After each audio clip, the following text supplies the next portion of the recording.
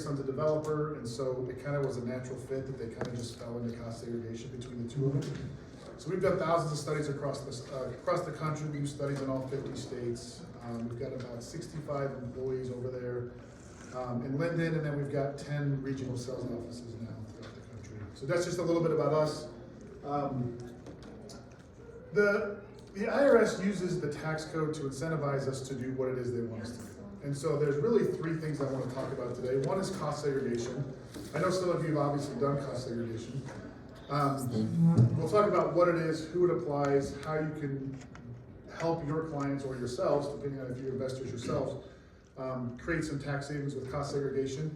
And then if we have a little bit of time at the end, I do want to touch on the 179D and the 45L. It may not be as applicable for you guys, but it's something to be aware of. Probably two of the most underutilized tax deductions and credits that are out there. So the 179D is a deduction for the construction of energy efficient commercial real estate. So if you've got clients who are building new office buildings, this would be a great example, this building here. If you built this building new, you would have a company like ours come in, we do an analysis on it to determine how energy efficient the building is. And if it meets certain qualifications, then you may be eligible for up to $5.65 of a deduction per square foot.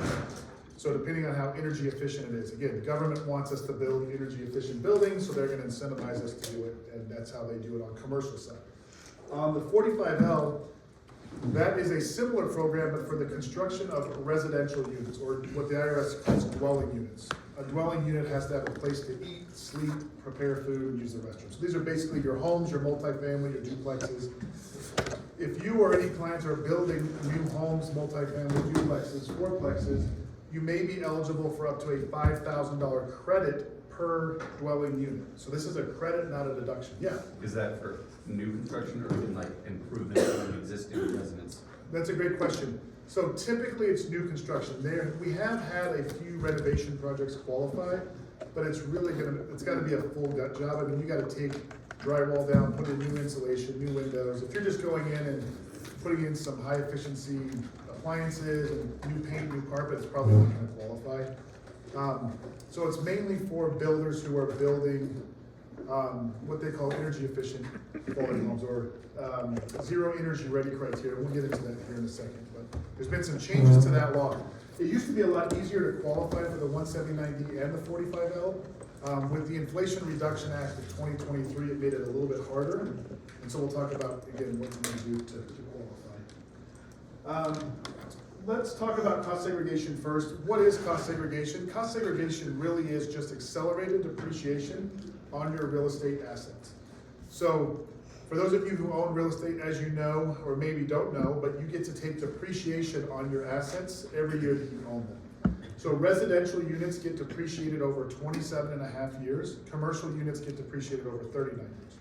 So one of the benefits, let's say I buy, just make the math easy, a $275,000 single family home, essentially I take $275, divide it by 27 and a half years, which means I'm gonna get a $10,000 write-off every year for the next 27 and a half years. Now that deduction is like a non-cash expense, so it comes off of my taxable income.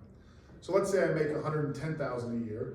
Instead of being taxed on $110,000, I'm now only taxed on $100,000 because I've got this $10,000 deduction, depreciation deduction from my real estate. Well, that's great, and that's why a lot of us get into real estate is for some of the deductions, but I may not own my single family rental for the next 27 and a half years. Chances are I'm probably not going to. So I want my deductions now versus spreading them out evenly over 27 and a half years. So the way we're able to do that is through an engineering-based study where we go in and we identify the short life assets. Just as the name implies, we're segregating the cost into different buckets. So I'm looking in this room, for example, this carpet is a 5-year asset, not a 39-year asset. This carpet doesn't last 39 years. The window coverings don't last 39 years. That soundproofing doesn't last 39 years. There's certain things that we can identify in a building that the IRS says, hey, that stuff doesn't last 39 years. The parking lot outside is a 15-year asset, not a 39-year asset. On your single family homes, a driveway is a 15-year asset. The irrigation, the fence, the outdoor lighting, irrigation, mulch, all that stuff is 15-year assets. So again, just as our name implies, we come in and segregate the cost and say, okay, of the $275 purchase price, $10,000 of that was for the driveway. 8,000 of that was for appliances, 6,000 of that was for flooring. And by segregating the costs, we now can depreciate those at a much faster rate, which gives us a bigger write-off in the early years. So instead of taking that even 10,000 every year, we're front-loading it or taking a big portion of it in the early years. So, any questions? Yeah. I would like to make a point too. Sometimes you may have clients that are like, man, why does it seem like cost segregation authority is so expensive? I found this online company who said they do it for $900. There is a model cost segregation report you can get. And so they just run it through a model. They're really conservative. You won't maximize the return of the asset. And so there's some people that have leaned on that cheaper route because it's, oh, I'm gonna save money. But you really have to compare the two and really, this one I've interviewed, I don't know, I've talked to 6 or 7 different companies and dove into the models and the full engineered reports. And so take note of that too. There is a difference. That's really your 2 options. You can have a company do a modeled report for you, or you can have a full engineered report. The one thing about the benefit of engineered too is that you usually, most companies like Cost Segregation Authority will send you a preliminary report for free. So they can look at the asset and give you a conservative idea of what potentially your savings could be before you spend the money on the full study. Where a model, most of the time you're just paying them $900 and they send you over your report and you go on your way. Well, that's what uncovered the difference. We thought, how in the world are these 2 companies like so different? Right. On the, and that's when, because I didn't know a model was 6 months ago. Yeah, no, that's a great point. So modeling is kind of like the TurboTax of our industry, and I actually have a slide here in a second. I'll talk a little bit more about it. But basically, they're asking you a question here. Does your property have carpet, yes or no? And you put yes, and then they run it through a model that says the average 3-bedroom, 2-bath has 600 square feet of carpet. Your unit may have actually 1,000 square feet of carpet, and so you may be missing out on a huge benefit. So the way that they get around that with the IRS is they're extremely conservative, as he mentioned. So usually those online studies will get anywhere from 12 to 15% segregation. So if you got $1 million home, they're gonna find $150,000 worth of stuff that they can pull out and segregate. An engineering-based study where we go and actually measure how much linear foot of cabinets there are, how much carpet there is, etc., we usually get around 30 to 35% segregation. So if you're talking about $1 million asset, a difference between 15% and 30%, that's $150,000 of more stuff that we're gonna find that could be, you know, if you even get half of that, that's $75,000 deduction, and you're in a 30% tax bracket, that's a $21,000 difference in tax savings. Now, our studies do cost, and engineering-based studies, not just ours, engineering-based studies in general probably cost anywhere from, on single-family homes, are usually around $2,800 up to about $3,600, depending on the company and the size. Where the online ones, I've seen them anywhere from $500 to about $1,200. So, yeah, you save $1,500 up front, but you're leaving $21,000 in tax savings on the table, number one. Number two, in the rare instance that you're ever audited, the IRS is gonna say, how do we know that there's even carpet in your building? How did you get to these numbers? And they're gonna make you go pay for a study anyways. So, that's a great point. We'll talk a little bit more about that here in a second. Here are some of the myths, excuse me, around cost segregation. It's only for large properties. That was probably the case 8 years ago when I started doing this. We didn't do a lot of single-family rentals. It was mainly for your large buildings like this. The reason for that was because the benefit was lower and the fees were higher. And so it didn't always make sense to do it on a $300,000 single-family home.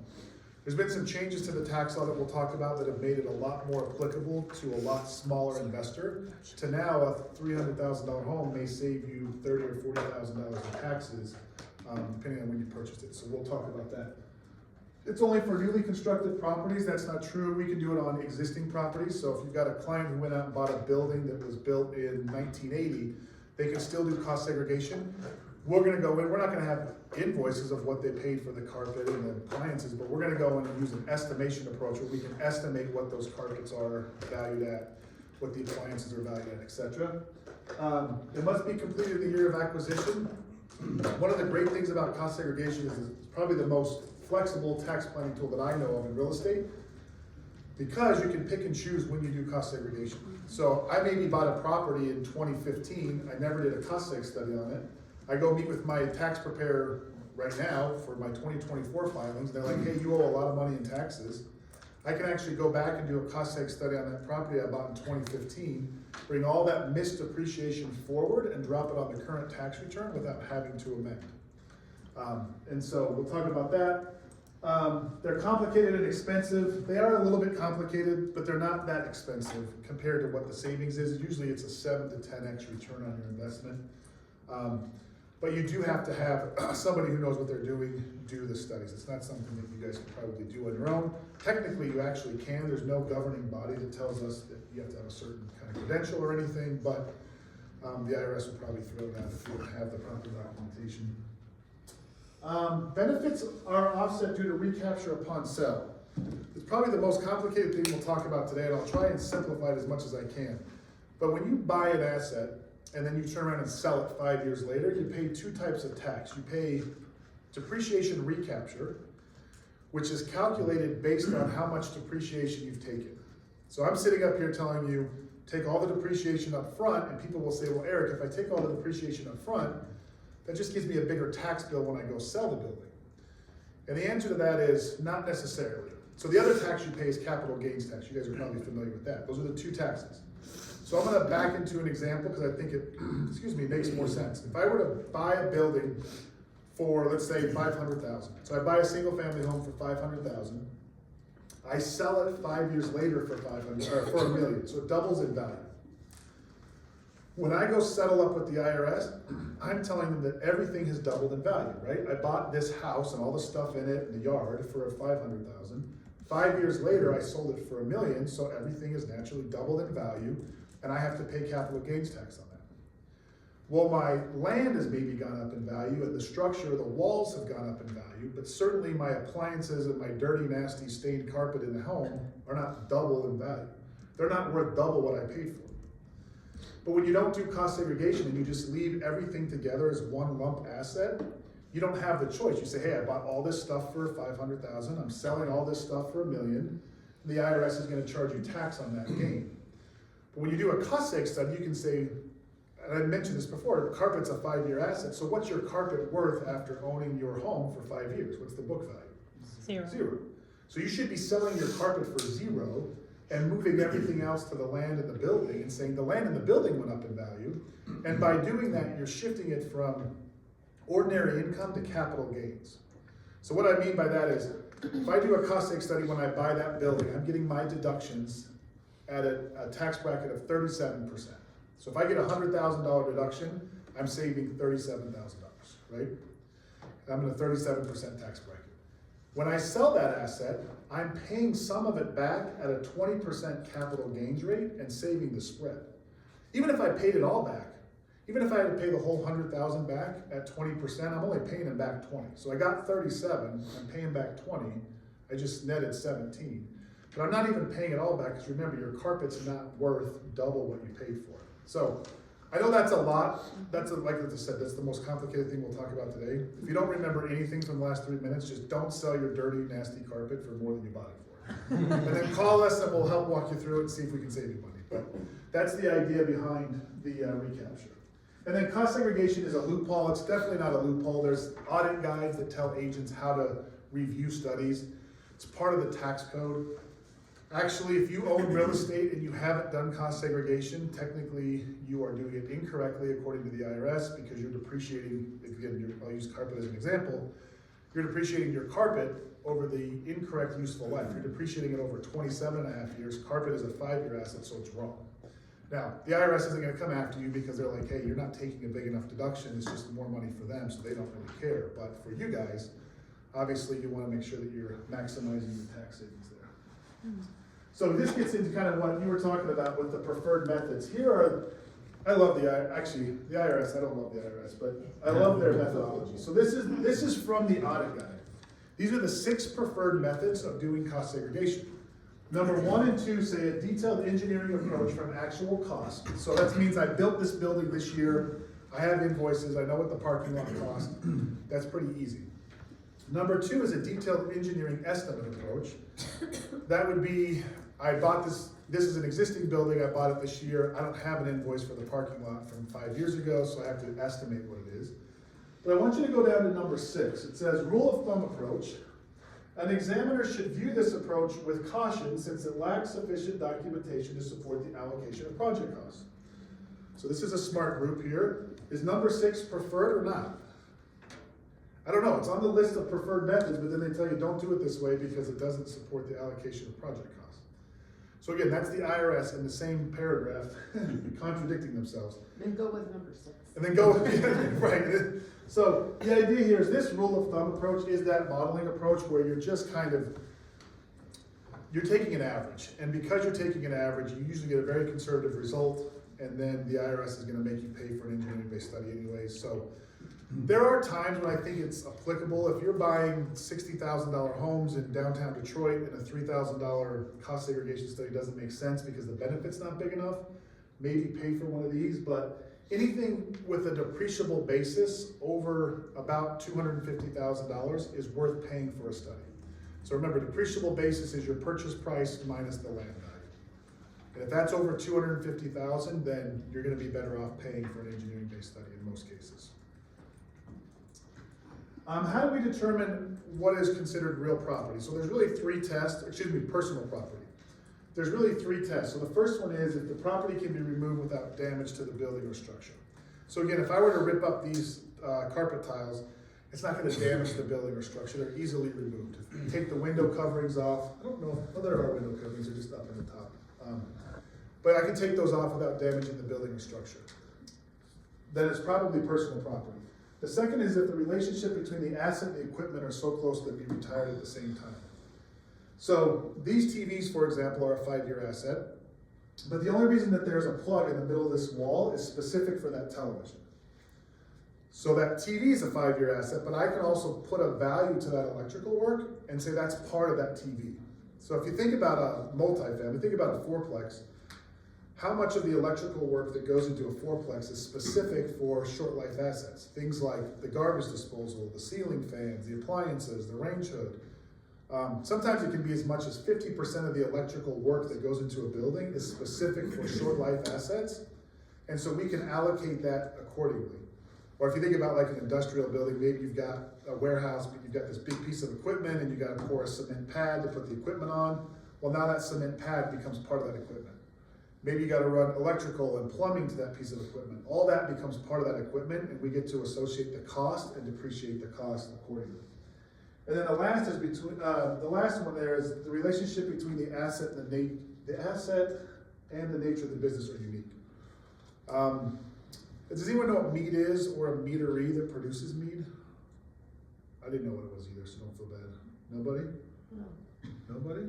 All right. Mead is fermented honey. So they take honey and they ferment it and it makes like a beer or a wine out of it. We got called to do a meadery in Phoenix, Arizona. It was August, of course. We go down to this warehouse in Phoenix, Arizona. It's like 120 degrees. It's awful. And we go into this meadery, the warehouse, they've got these 50-gallon drums of honey. Well, the honey has to be kept at a certain temperature in order for them to be able to work with it. If it's too hot, it becomes runny. If it's too cold, it gets too thick.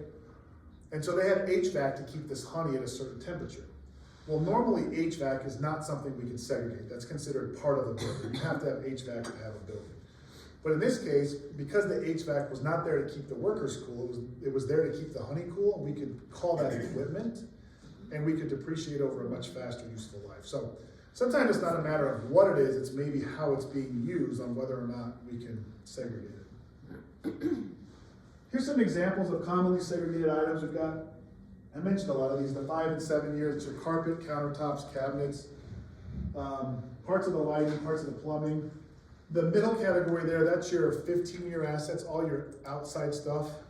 We call them land improvements, curbs, gutters, asphalt, concrete, retaining walls, trees, bushes, and shrubs. If I was doing a cost seg study of this building, these bushes right out here, those are 15-year assets. I'd put a value to those and depreciate those over 15 years instead of 39 years. And then everything else that's left over is a 27.5 or 39-year asset. And as I mentioned earlier, we usually segregate around 30% into these 2 categories here. Now there are some outliers to that. Car washes, I don't know if, you guys probably see the car washes that are going up everywhere. Car washes are a unique asset class where they can be a huge tax deduction. Because when you build or buy a car wash, what are you really buying? you're not buying a building in most cases, you're buying land improvements, roads, curbs, gutters, and then you're buying a bunch of equipment. And all that stuff falls into these short life assets. And then we'll talk about bonus here in a minute, what bonus depreciation is, but sometimes you can write off the whole car wash. So you buy $1 million car wash, you get $1 million deduction. So, car washes are unique, gas stations are unique. They just have a unique category in and of themselves. As long as you're selling more gas than you are convenience store goods, then they get classified as a 15-year asset. And then the other one is mobile home or trailer parks. Again, think about what you're buying. You're buying dirt roads and cement pads and trailer services. You're not really buying a building. So those are kind of the unique categories. I just wanna know in what world our HVAC system is lasting longer than shrubs and parking lots. They don't. Don't try to make sense of the IRS. That's your first mistake. It doesn't. It's just the category that they put them in. Like they have building components, they have land improvements. It doesn't make any sense. See number 6 again, right? Yeah, C6 again, yeah, back to the audit guide where none of it makes sense. It's the IRS. So somebody at some point decided that that is a part of a building. You have to have an HVAC to have a building, and so they just lumped it all together as part of the building. So, yeah, it doesn't make a lot of sense. You should go to Europe. What's that? So they should go check out Europe. They don't have HVAC. That's true, there's a reason, yeah, so that is very true. All right, so here's a case study. This is a $1.3 million retail building put into service in 2024, the tax year is 2024. So we take that $1.3 million building and we go in and we break up all the pieces. And we determined that there was $159,000 worth of 5-year assets, $39,000 worth of 7, and $198,000 worth of 15-year assets. And this is what that looks like. Now these numbers are probably small for you guys in the back. Over here on the left-hand side, this is your depreciation if you don't do cost segregation. So you take your 1.3 million, you divide it by 39 years, you're gonna get a $33,000 write-off every year. Again, that's a great write-off to have. You can reduce your taxable income by $33,000. But when you do the cost seg study, we take that $159,000 worth of 5-year stuff, we split that up over 5 years, our 7-year stuff over 7, and our 15-year stuff over 15. These are our new depreciation amounts here. Now you'll actually see 6 years, I said 5, but that's because we only owned it for a half of a year on the front and a half a year on the back end. But here's our new depreciation. So in year 1, instead of getting a $16,000 write-off, we're actually getting a $59,000 write-off. In year 2, which is the first full year of ownership, we're getting $33,000 versus $103,000. So that's a difference of $69,000 of additional deduction. And if I'm in a 35% tax bracket, that's a $24,000 tax savings. And it gets better than this. This is like standard cost seg, just without any bonus depreciation. We're gonna talk about what bonus does. Bonus just amplifies these numbers even more, but this is before we had bonus. And we'll talk about bonus now. So some of the additional benefits of cost segregation are bonus depreciation, which we're gonna talk about. Bonus depreciation is like steroids for cost segregation. It just amplifies everything. We're gonna talk about catch-up depreciation. Again, that's the ability to do cost segregation on assets that have already been placed in service. And then if we have time, we'll talk about these other two. Well, let's first talk about bonus, or as we call it, super bonus. I don't think that's the correct technical term. I wouldn't look that up on the IRS website, but it is super bonus. And what it is bonus has been around for a number of years to stimulate the economy. So when the economy's not doing well, the government says, we want people to go out and buy stuff, so we're gonna incentivize you by giving you extra deductions. So in 2017, start of 2017, bonus was at 50%. So what that meant was if I went out and bought a bulldozer for $1 million, I would get to write off 500,000 of that, or 50% of that in year 1, and the other 50% would get spread out over the useful life of that asset. You had to follow a few rules. Had to be a brand new bulldozer, couldn't be a used one. You had to go buy a brand new one because they wanted to stimulate manufacturing and whatnot. And that bulldozer had to have a useful life of 20 years or less. So I talk to CPAs now that are like, bonus doesn't apply to real estate because real estate's 27.5 year or 39 year. It's like, well, it is unless you do a cost seg study and you find the 5, 7, and 15 year stuff, now we can apply bonus. But again, back to 2017, bonus was at 50% and bonus can only be used for brand new assets. Fast forward to the end of 2017, Donald Trump's our president, Donald Trump owns real estate, and Donald Trump revised the tax code. And he made it very favorable for real estate investors. So a couple things changed. One is bonus went from 50% to 100%. So any assets placed into service between 9/27 of 17 and 12/31 of 2022 were eligible for 100% bonus. Anything bought in 2023 was 80%, 2024 was 60%, this year we're at 40%. So now, this is the current phase out period. You'll see it eventually phases out in 2027. There was talks, there was actually a bill put in front of Congress early last year where it got almost unanimous support from the House. It passed with bipartisan support, got to the Senate, and the Senate said, wait, we don't want to do this. And what they were trying to do was extend the 100% bonus through 2025. They didn't want to do it in the Senate because they were in the midst of a presidential election. They're like, hey, if we get this passed now, it's going to look good for one side, and we don't want to do that. So they ended up canceling it, not passing it. Now that the presidential election's over, I do think Congress will get back together. They've already talked about it. They've already mentioned these tax things. And I think they're gonna pass a lot of this, and hopefully they pass this 100% to go back, or hopefully they pass it to go back to 100%. Current tax law though, we're at 40%. So that's the first big change. They went from, remember in 2017, it was 50%, and they jumped it to 100%, so that was huge. Second thing is, they added 5 words to the tax code that made a huge difference for all types of investors. So remember before you had to buy a brand new bulldozer, couldn't be a used one? When they revised the tax code, they added the words, new to you, the taxpayer. So now I can buy a used bulldozer, it's new to me, the taxpayer, and all of a sudden I'm eligible for bonus. So let's look at what this does to that same case study when we apply 60% bonus. Because remember, we bought it in 2023, right? Or 2024, excuse me. So we were at 60%.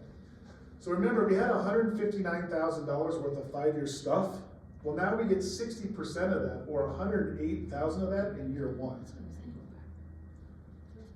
60% of my 7-year and 60% of my 15-year, all in year 1. The remaining 40% gets spread out over the next 4 years or 6 years, respectively. But look what it does to my deduction now. Remember on that last slide, what were we at? We were at $59,000 deduction in year 1. When you apply bonus, you're at a $269,000 deduction.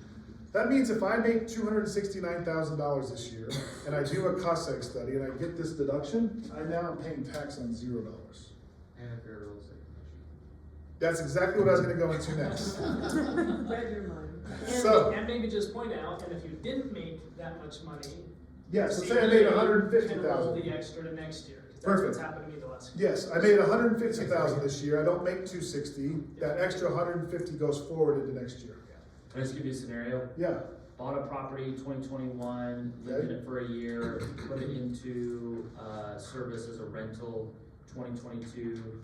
It's now spring of 2025.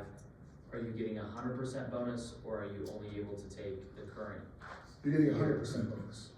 Oh wait, when did you put it into service? 2022, you're getting 100% bonus. So you can look, so you can. Based off do the year it goes into service, yes. Now, had you bought it in 2010 and then put it into service in 2022, you would not get the 100% bonus. Got it. But because when you bought it, it was during the 100% bonus period, then you get 100% bonus.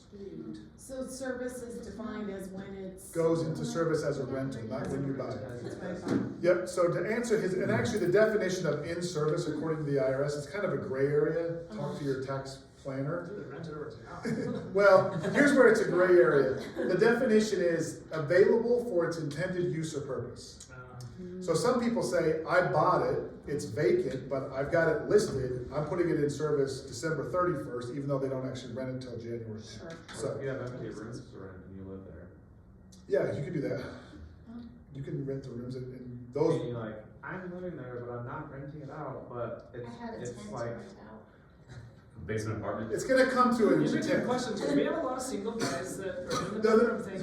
If you rent, like let's say I have a 3-bedroom home and I live in a bedroom and I rent 2 other bedrooms, you could take 2/3 of the square footage and call it a rental, you just have to show intent. So if the IRS if you don't ever rent it, if you don't ever show income coming in, you just say, hey, I listed it Don't worry, on. I'm taking it rent, but if I sell it to someone, they have like rooms available, but they're not renting it, that's also available? If, I would say if you've got it posted somewhere and you have documentation it's posted, I would take that chance with the IRS. But back to your question about real estate professional status. So,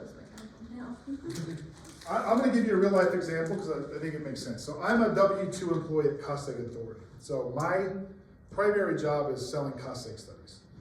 I have a rental on the side, I have a long-term rental. If I do cost segregation on my long-term rental and it creates a $269,000 deduction, I can't use that to offset my cost seg income. I can only use that to offset my rental income or my passive income. So you have active versus passive buckets. I actively, for a living, do cost segregation, so that's my active income. So I can only use active deductions to offset active income. Is that considered a real estate profession though? It's not. If I owned more than 5% of the company, then I could claim it, but I don't, so I can't. Yeah. Or maybe. The owner of our company does claim it as a real estate professional. Or if your spouse, who you're filing jointly with, is a real estate Yep. professional? That's exactly, and I'm gonna get to that here in just a second, yeah. Well, maybe that's my question, because we get asked all the time, well, I'm just trying to get my real estate license so I can claim my income, but their income is not coming from their real estate, they just have a license. for License doesn't this. mean anything. Yeah. That's what I thought, It's because I get told that a lot, like, Yeah. oh, I just need to be a professional, No. but you still have your job, that's where your income's coming from. Right, it's based off what your income, so the rules to become, let me go back a little bit. So in this case, my rental properties are considered passive because I passively do that on the side, so those deductions are passive, which means I can only offset passive income. The ways around that are a real estate professional, but to be a real estate professional, you have to spend 750 hours a year doing real estate, so it's 14 hours a week, just a little over 14. That's the easy test. The hard test is you have to spend 51% of all of your working time doing real estate. So if I'm spending 40 hours a week as a cost seg guy, I can't claim that I'm working 40, even if I do 750 hours on my real estate, I can't claim 51% of my working time doing real estate. Because that means the IRS is gonna say, you're telling me you work 80 hours a week, Eric? That's not, we don't believe you. So if you have a full-time job outside of real estate, you probably can't qualify. What a lot of high W-2 earners will do is they have their spouse qualify. So let's say I'm a doctor, I make $500,000 a year. I've got 3 or 4 Airbnbs across the country that I use myself. I get most of my income from my W-2, but my spouse who stays at home manages my rental properties, our rental properties. They spend the 750 hours. They become the real estate professional. You don't even have to have a license, you just have to manage your real estate.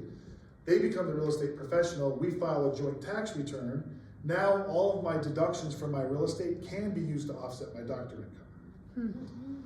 So you guys, most of you guys in this room, I would imagine qualify as real estate professionals. So any rental properties, let's say your spouse has a high W-2, you guys go out and buy a rental property, do a cost seg, and your spouse pays no tax, and then you take that $80,000 in tax savings and you go put it down on a new property, rinse and repeat, you just keep doing it. So I'm a hot commodity because I'm single. You are single, you have real estate professional status? Yes, that is, you need to add that to your Bumble. Gold ticket. Add that to your Bumble or whatever it is that you're on. Say, not only am I an attractive young lady, but I also am a real estate professional. Yes, that's right. Diamond in the rough. Diamond in the rough. So, that's one thing, is real estate professional status. Here comes Kevin. Have you guys heard of the short-term rental loophole? I was That's gonna the other ask about that, what is that? So the short-term rental loophole, again, I'll give you a real-life example. Again, I'm a W-2 employee. At the end of 2022, I had a tax problem. I was gonna owe a lot of money in taxes. So I went and bought a short-term rental, my spouse and I. And my spouse is in the school district. She's a social worker for the school district. So she's a W-2 employee. I'm a W-2 employee. But we knew that if we bought a short-term rental and did a cost seg study on that short-term rental, that those deductions could be used to offset my active income. The reason for that is 2 things. One is that the average stay is less than 7 days, which most Airbnb, VRBO type properties, the average stay is less than 7 days. And I had to show material participation in the management of that property. Those are the 2 tests. So the IRS actually gives 7 tests to show material participation. You just have to meet one of the 7 tests. So the test that me and my wife met was, we had to spend 100 hours at the property in the year, and more time than anyone else. So we had to be there more than our cleaner, more than the maintenance folks, more than anyone else. And then we could say, hey, we manage our Airbnb, and our Airbnb has an average stay of less than 7 days. So now the IRS doesn't look at it as a rental property. They look at it as if I'm running and managing a hotel. So that's the difference. So hotels get treated very differently than rental properties. But an Airbnb, if the average stay is less than 7 days, in the eyes of the IRS, that is more like a hotel. So it has to be local. Has to be local, yeah. It's hard to qualify if you've got, a condo in Florida and I'm trying to manage it from here. That's gonna be hard to, I mean, that's if you're not a real estate professional. if you're not a real estate professional, yeah. You guys if you guys are real estate professionals in this room, you have the golden ticket. Like, you guys should pay no tax and just be buying properties and paying no tax. I mean, or marry one, yes. I'll make my own fortune and share it. Yeah. So if you have a basement apartment, Yeah. is it better to do, can you then, if you're living in the upstairs and you have a basement apartment, can you cost seg? You can, Yeah. so it's based off, most CPAs will treat that based off square footage. So if you have a 2,000 square foot home you get paid 300,000 for, and you live upstairs and the downstairs is rented and they're equal square footage, then we would do a cost segregation on basically 150,000, half of whatever you paid for it. But yeah, in some cases it makes sense. So, any other questions on that? Those are good questions. So on that, because you were separating the two, On which one? on her example? Yeah, so your primary resident is upstairs, you have a basement apartment, you would do it off square footage and you would apply part of the purchase price to the square footage and you would do your cost seg on that. So How does that apply though? You said if you're not over $250,000 of value, it might not be. That one, that was a bad example because I said the purchase price was 300, so if you split it, then you're at 150, it probably wouldn't be. Well, that's why I asked, because if it is, because I have a small basement apartment, it's not my whole basement, like it's really small. So So depending if on I'm square under footage, 250, it might not. it might not be worth it, yeah. do you have to spend more time than any other person managing the property plus 100 hours? Yeah. Or like both of those required? Both of those required. At least So- 100 and then more time Time than everyone anyone else. So I was smart when I bought my short-term rental, because I bought it at the end of I don't wanna say I was smart, that sounds. Where did you buy it? I was strategic about it, it's up in Bear Lake. Oh, cool. So I bought it in November because I knew that I was gonna spend 100 hours there and I didn't want my cleaner to be there 100 hours or more. So it took us well over 100 hours to get it ready, and then we rented it a few times at the end of November and December. Takes 2 hours to drive there, goodness. Yeah, and now, this year, I don't have to manage it anymore, I can hire a management company. I just needed to do that the 1 year that I wanted to do the cost saving. And the judge of all of this is yourself and your accountant, am I right? Unless you get audited. Yeah, you gotta run this past your accountant, and I'll just be the one to point that out. like- And it's not even if you get audited. I feel very confident that if I were audited, I have documentation, I kept a log, I have documentation that I spent 100 hours. I feel like they would have a very hard time taking any of my deductions away. There are people that push the envelope a lot. And there's been court cases where they've actually gone out and seen that I wasn't in Bear Lake when I said I was, because on my Instagram I was in Florida. Like, there's been court cases where you can't just make up your logs. And I'm not encouraging that, Yeah. I just wanna underscore, like, cause we get asked that a lot, so much, and it's like, there's kind of a point where I'm like, I don't wanna have to get into all these definitions, like, you go figure out with your CPA and you decide Your if CPA, you it is. consider yourself worthy or not Yeah. of the Absolutely, yeah. conditions. My question is, are most CPAs pretty rehearsed on cost No. segregation? No.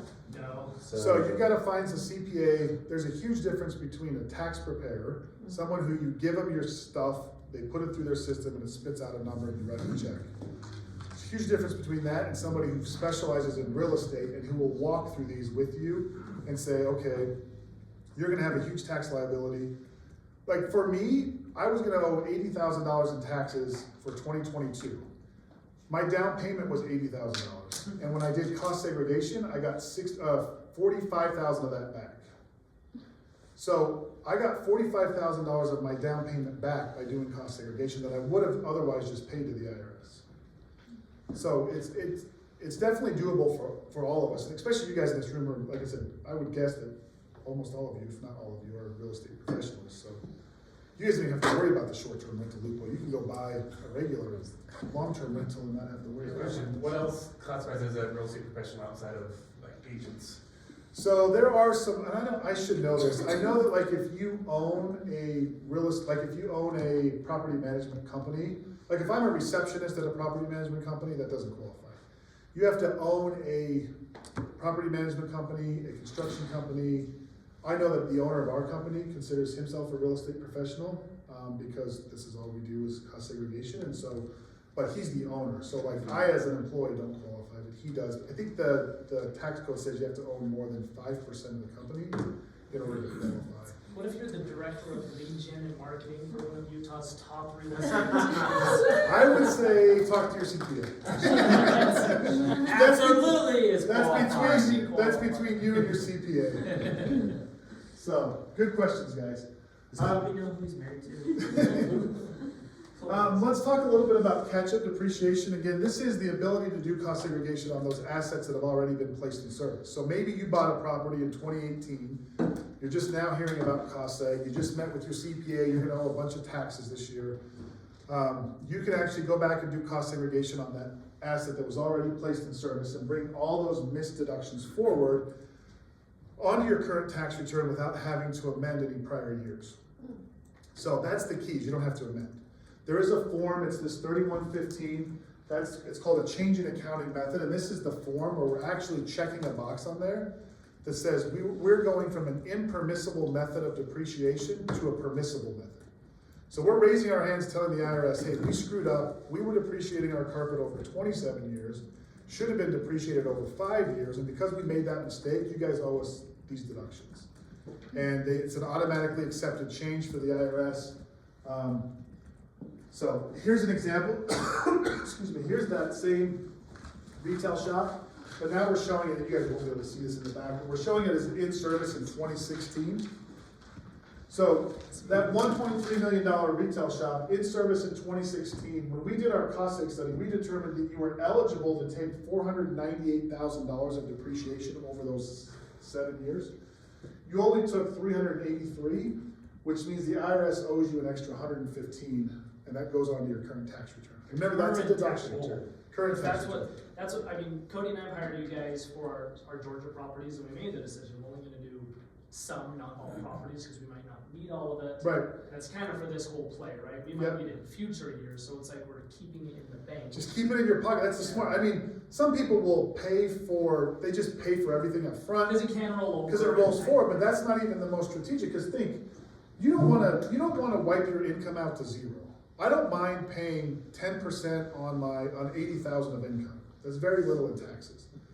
But I don't wanna use $80,000 of deduction to offset income that I'm only being taxed 10%. You guys wanna get out of that higher tax bracket, keep those other ones in your pocket, and use those next year or future years when you have income. So I always advise people, I mean, it's probably counterintuitive to what I'm trying to do in selling cost seg, but I tell people all the time, don't spend the money with us all up front. Do 2 or 3 properties this year, save 2 or 3 for next year. Technically, yes, you could pay for all 4 this year. You're gonna write off all your income, pay no taxes this year. You're gonna carry it forward, but you're leaving money on the table when you do that because you're not using your deductions to manage your tax brackets. Where's the break? I don't know what the federal tax brackets are. I should know. It's like, I think for the first $80,000, you're at 10%, and then it goes up from there. I think over 396, you're at 37%. Sorry, what was the question? I was just wondering where that break was for the tax brackets. Yeah, if you just Google federal tax brackets, it'll tell you exactly where You're they're. like doing your Up to numbers. 16,550, you're at 10%, 12% is from 16,500 to 63,000. Then it jumps to 22% from 63,000 to 100. 100 to 191 is 24%.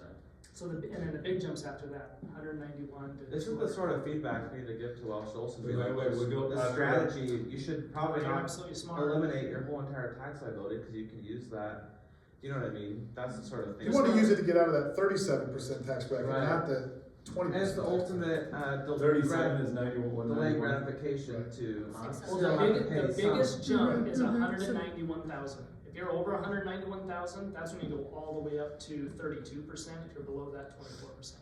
So that's a big tier right there. Well, there's the And big that one affects from- that There's the big one from We're not He's like, there, that so affects we're me. good. He's like, that affects me. There's 191,000. There's multiple people in this room it affects, and I know you have Are we clients. talking to you? Combined, but you're a single guy, but a lot of us, you make 100 grand, your spouse makes 100 grand, you're there before you know it. Yeah, you are. You're right.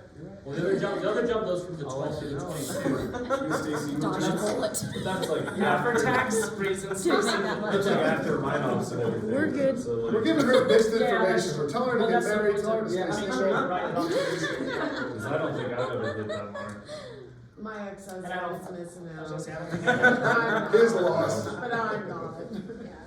Alright, I think we'll, just for time, let's jump into 179D real quick.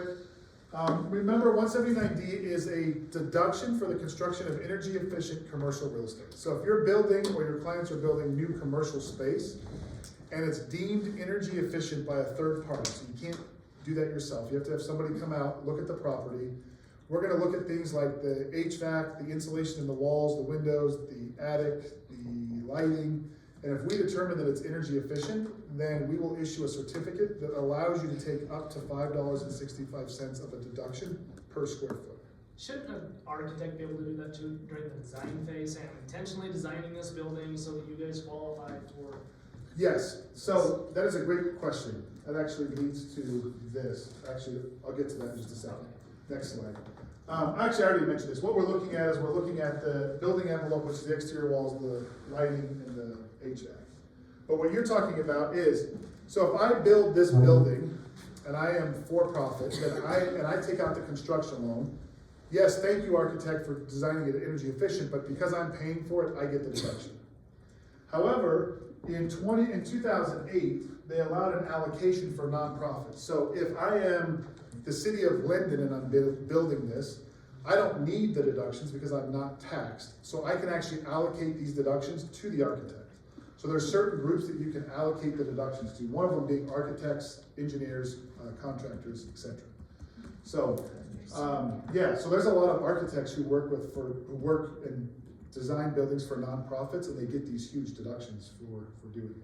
Again, the government's saying, hey, just do what we ask. We want you to build energy efficient buildings, and we're gonna give somebody. I bet cities use that to get better pricing from They the do, contractors yeah. too, to say you have an incentive, because we'll Right. pass this to you guys. Yeah, we've got this, we're gonna pass it on to you guys. So, you can see it was anywhere from $1.80 per square foot up to $5.65 now. Starting in 2023, you'll see there was a big jump with the Inflation Reduction Act. However, they made it a lot more difficult to qualify. The reason they did is they added a prevailing wage requirement that says, okay, not only do you have to build an energy efficient building, but the people who are building it, you have to pay them a certain wage. And that wage is based on the county where the project is being constructed. So there's actually a website where you can go look at any county and it will tell you what you have to pay an electrician in that county, what you have to pay a plumber, a landscaper, and if you meet that criteria and it's energy efficient, then you qualify for the larger amounts here. And you have to do that the year it's built. No, you can do that, actually, you can do the qualification for the 179D in a subsequent year. You don't have to do it the year it's built. But you still have to own the building.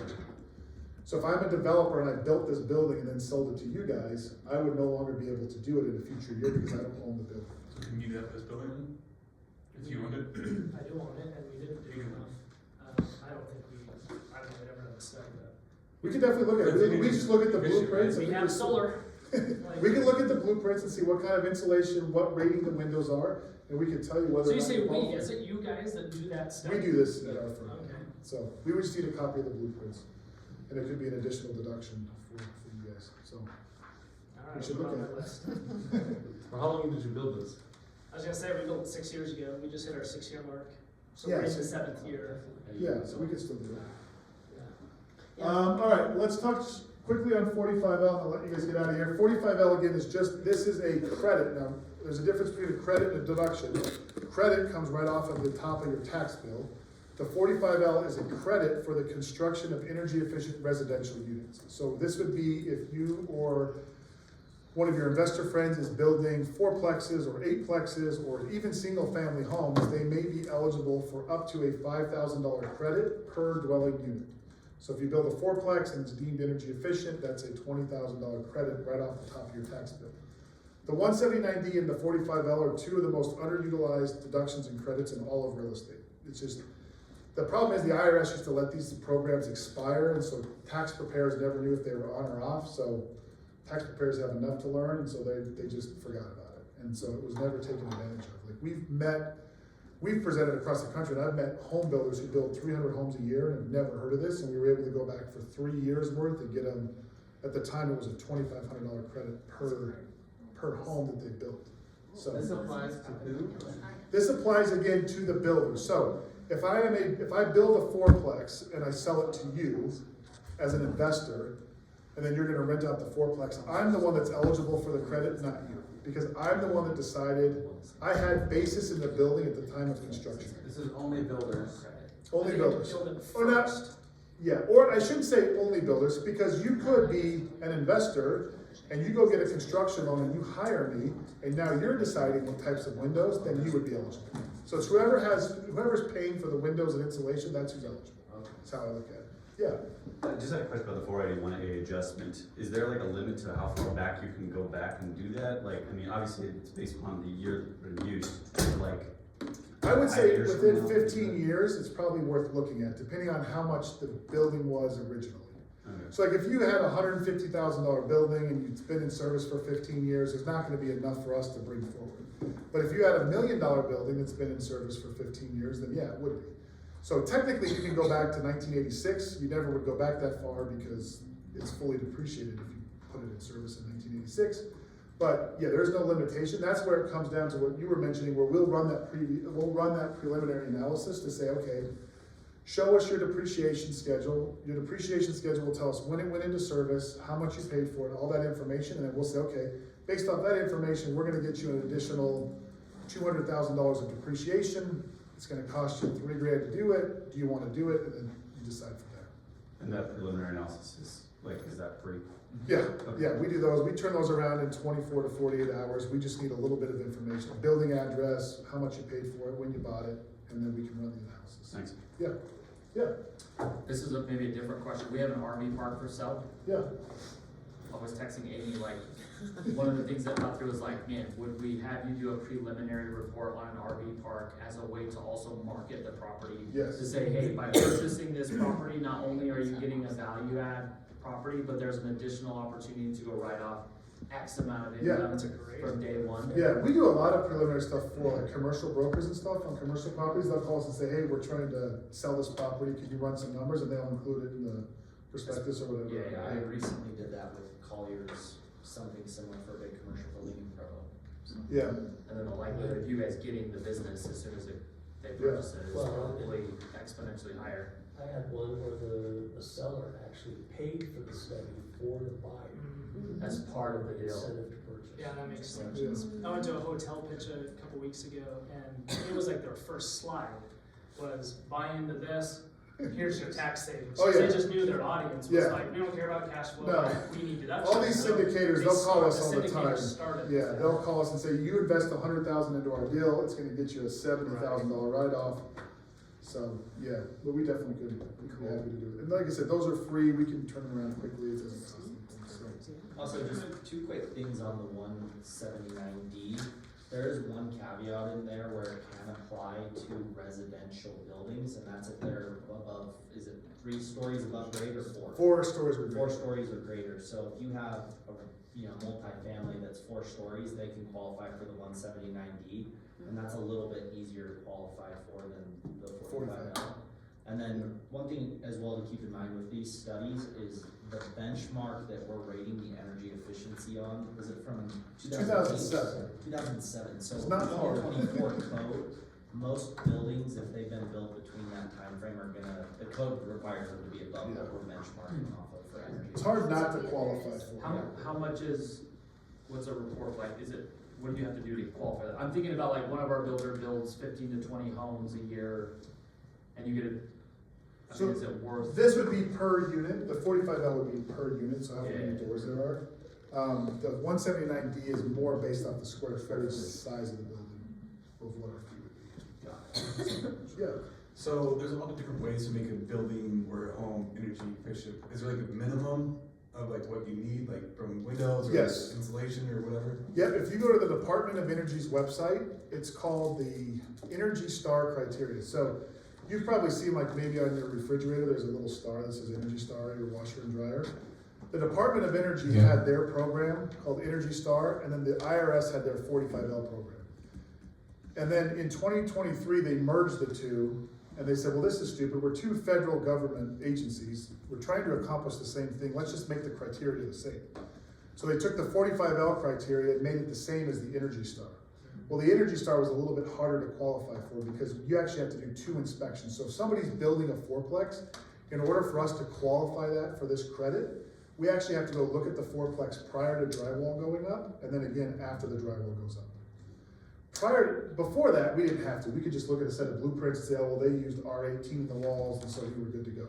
But now the IRS, because the Department of Energy had their criteria is a little more stringent, so we have to follow that. But if you go to the Department of Energy's website, you can actually pick your, what do they call it? It's kind of like your climate area, depending on where you are in the country, and then pick your climate area, and it'll tell you, you have to have this rating of window, you have to have this type of insulation, but know that it's all of that mixed together when we do our modeling that spits out a number. So you may have the highest efficiency HVAC unit and really horrible windows, and you may still qualify. So but if you hit all the metrics that are on their checklist, you for sure will qualify. Okay, so you mentioned it has to be done before drywall goes in. Yeah. So if it's already built, then there's no. If it's already built, you're kind of, unless you build it prior to 2022, and then you'd have to go back and amend your taxes. You know, it's interesting on our MLS, when we list a property, there is a section you can declare that it's a lead home or something, but Energy Star is one of them. But if you guys have noticed, we never really do it. If you click on Energy Star, we actually get a pop-up that says, do you have the official certificate? Yes, there's a certificate. Right, and so that's why we don't do it. Yeah. There's a It certificate. makes sense, so I guess that's our way of advertising, hey, this home will qualify if you're trying to go for. That's a good point. Well, see, they wouldn't get No, it. we don't get that certificate. No, Remember though, missing out on that. remember whoever buys the home wouldn't qualify, it's the builder who Right, built that that's home, true, yeah. that's true. So, but that's exactly right, they have to have a certificate, so, and apparently, I don't remember the exact number, but Energy Star homes sell for like 16% higher because they can, maybe it's not 16%, that might be too high, 6% or something, but they sell for a little bit higher, so that's why these builders will go out and build it, and then they use it as an advertising to say, hey, buy one of our homes because you're gonna use a lot less energy, but they charge a little bit of a premium to buy their homes, so. I think that's it, yeah, do you have another question? Yeah, can I ask here's a scenario, let's say I buy a home 2017, I lived in it for 2 years, I moved out in 2019, Okay, turned it into a rental. I didn't do a cost seg study, just took my normal depreciation. I've been doing that since then, so I've had 5-6 years. Because I haven't lived in it the last 2 of 5 years, and it wasn't my primary, it's now just a full-blown rental. In those cases, does that make sense to do a cost seg study right before I sell it to try to help offset the capital gains I'm going to pay when I'm just trying to cash out of the property? depends, so there's a break-even point we call it a sales study. You do the study right before you sell the asset, because then you can allocate the sales price to the right buckets like I was talking about. But if the building isn't over 500, if your original purchase price wasn't over 500,000, it usually doesn't pencil out on the sold scenario. It doesn't mean you shouldn't have done a cost seg study when you made it a rental in 2019, but it just means you shouldn't pay for a study right before you sell it. Because remember, all we're doing is we're taking a rate arbitrage where we're getting, so in that case, we would give you a big deduction for that property, but then you turn around and pay it back. And that rate arbitrage on a small property is not enough to justify paying for a study. The rate arbitrage on $1 million property, actually, I've run the numbers, it's about 500,000. The rate arbitrage on a $500,000 property is probably over $10,000, and so if it costs you $3,000 to save 10, it's probably worth it. Are you saying? But that also depends on your tax bracket as well. Are you saying paying it back because you're recapturing? You're recapturing some of it and you're shifting it to capital gains. Okay. So when you take depreciation, it lowers your basis, Yeah. and your capital gains is your sales price minus your basis. So Okay. the lower your basis is, the more capital gains you have, Okay. which means you have to pay that at 20%. But if you're getting your deduction at 37%, you're okay paying it back at 27%, or excuse me, 20%. What if you sell a house at 1031 exchange, that doesn't erase the depreciation that you took on that property, right? Right. So say if you buy the new place that you put the 1031 into, and you sell that, you'd still have to. Still have to deal with the recapture recapture of the something. previous property. Yeah. Okay. So when you 1031 exchange, 1031s exchange are great in hand in hand with cost segregation, because we're taking all this depreciation Then you go exchange into a new property, and you get new basis when you exchange into a larger property. Yeah.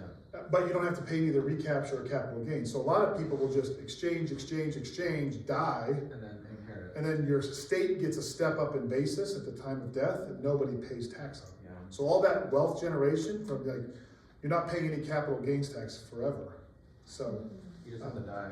you just have to die. And you have to have somebody you wanna leave your stuff to, yeah, who can carry it out, but yeah, so 1031 exchanges, just keep in mind when you do a 1031 exchange and do a cost seg, your basis will be lower going in, and so you just have to make sure you're exchanging out. Or I guess you die, or you just wait long enough for that time period to be recognized, right, that you Yeah. accelerated. Right. Right, okay. Yep.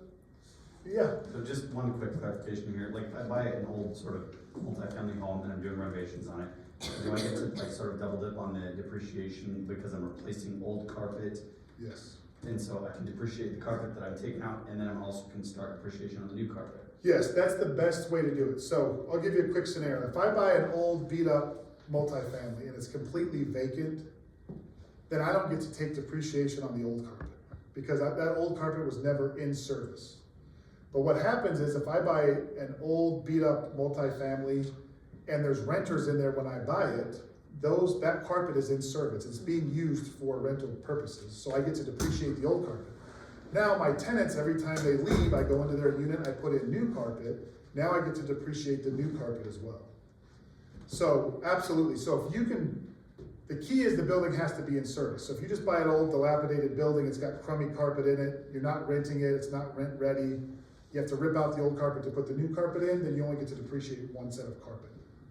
But if it's in service, you get to depreciate two. So I'll leave you with one quick scenario that reminded me. Same friend of mine needed deductions, bought a car wash, because remember car washes are a huge deduction. Bought a car wash, the car wash wasn't making any money. Car wash was barely breaking even, but he wanted the deduction. So he bought a car wash, it was in service. Then at the end of the year, he knocked the car wash down and built a fourplex where the car wash was. So he got all that deduction from that car wash, because it was in service when he bought it, and then scraped it, that all went to land, paid no recapture tax on it, and then built a fourplex. So there's all kinds of stuff you guys can do with depreciation. And I'll actually leave you with this. As I mentioned earlier, there are tax preparers and there's tax strategists. Just make sure as you guys start investing, get with a tax strategist who understands real estate, who specializes in real estate, because these are things that you can do that'll save you, especially you guys as real estate professionals. Like I said, you guys have the golden ticket, so you guys should be paying very little taxes and doing all kinds of creative stuff because you guys have the ability to do it. So get with somebody who understands the tax law and is not just, the H&R Block at Walmart that's processing your taxes. Do you guys have preferred like vendors or like partners? We work with a lot of CPAs, tax preparers here in Utah County, both in Salt Lake County, and so we can, there's one, where's Clyde Jones? Where's Jones CPA? It's right off the freeway, isn't it? Just down the This street. is the next exit. Yeah, there's Jones CPA, it's just right off one of these exits here. We work this. Is it off this exit? Yeah, so it's just west of here, across the street. So if your CPA isn't super familiar with this, is this something that you'll meet with them and say, hey, I've learned about this stuff, can you look into it and do it for me? Or would you consider switching? Switch. I would Our job to consider, teach them. I would consider like, it. for me, it's like, hey, no, there's. And the question is, how often do you do taxes that are involved with cost segregation studies? Or real, or real estate. Real estate specific. Yeah. Perfect. So if they're just doing, 1040s and they're just processing those, then they get paid. I've learned this a lot. I've learned a lot in the last 8 years. A lot of CPA firms get paid to process tax returns. So I asked a guy, we met with a large CPA firm in downtown Salt Lake. We did our whole cost shake spill. A year later, he sent me one client. And I'm like, John, you've got 1,500 clients. What's going on? You sent me one? You tell me only one person owns real estate? He goes, Eric, I do a huge disservice to my clients. He goes, I have 1,500 tax returns that are due in April, and I have 9 IRS audit responses that I gotta take care of. I'm not worried about Susie's duplex. I'm not. Because that slows down his process. He gets paid every time he files a tax return. So if he stops that machine to introduce a cost seg study, and it takes us like 30 days to do the cost seg study, and then he has to interpret our results, he's gotta put those into his tax software. In his mind, he's losing money because it slows down his process. take Clyde Jones, for example. Clyde knows that, one, if you're not doing it, you're gonna lose clients, for example, because you're like, hey, I just wrote a check for all this money, I have all this real estate, I'm going to find somebody else. But then two, Clyde knows that you can charge a lot more for advisory services than you can for tax preparation services. So when they're not, I mean, good CPAs aren't, and it's not one of those things you wanna go with the cheapest guy, or gal, but you get what you pay for. So yeah, it might cost you $2,000 every year to get your taxes done, but if you're saving $30,000 in taxes because you did a cost save study on a rental property you've owned for 5 years and you never knew about it, who cares if you're charging you $2,000? You netted 28,000 that you wouldn't have known that you would have had. So they do cost a little bit more money, but it's, you know, if you've got one rental property, you probably don't need to find a specialist, but as you start to build your portfolio out, actually I say that, I take that back for you guys, because you guys are real estate professionals, so I would find somebody. But for me, if I was a W-2 employee and had one rental on the side, I probably wouldn't go find a specialist at that point, but as I start to build my portfolio, it absolutely makes sense, and you will save tenfold what you end up paying those folks to do your taxes. So just in their advisory stuff alone. So how do you convince the stubborn that are just like, no, this is who I'm using, this is my CPA, but you should It's do hard this, to like- do. It is very hard to do. Sometimes it is a matter of us running the analysis and showing them, hey, I mean, money talks. Yeah, Like I talk to your parents who have used their buddy from high school for the last 40 that's years. exactly what Yes. I'm referring Yeah. to. Or, you know, my dad told me to use his buddy from high school. Now I feel bad telling my dad's buddy from high school, who I don't even know, that I'm gonna go use somebody else. Like, why do I care if I don't use this guy? Yeah. This guy's gonna save me $80,000 in taxes, My dad's lost a lot of money. but he's very loyal. Just saying. So kudos to him for being loyal, yes. Loyal. At some point, you have to look out for yourself, but sometimes it's just a matter, and we do teach and train, we're certified to train CPAs, and so we're happy to jump on. I spend most of my day on calls with CPAs, where you guys learn about it, you call your CPA, they have questions, we'll call and we'll talk through it with them. So, you know, that may be an option too, is to get us on the phone with them and say, hey, have you thought about this, here's some ideas, we try to. Okay, I gotta break the trend since Yes. my brother's taking over, right? That's Like, right. he's gotta save some money. My first accountant was my cousin. He would not get into all this stuff. He was just such a historian. Like, you just handle Yeah. your stuff. He does it zero. I would call him and be like, hey, it's December. Should I be like doing anything? Like, I don't know. And I had to fire him. Yeah. And I Well, had, yeah. and I'm like telling my dad this stuff, and he's like, Rick will take care of me. I'm like, I don't think he's taking care of you. Right.